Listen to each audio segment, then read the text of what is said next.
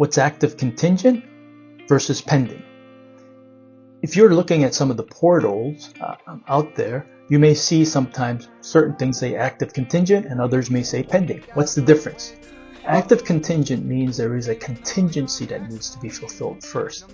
A contingency could be a loan contingency, it can be an inspection contingency, it can be a contingency for you to sell your home. So this contingency or condition must be met before you can move into the pending status. Pending means you're in contract with no contingency.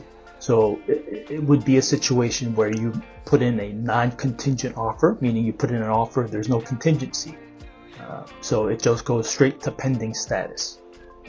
So once you're in pending status, that means all you're doing is waiting for the rest of the escrow period so you can actually go and close escrow. There's nothing else to do, no contingencies or no conditions.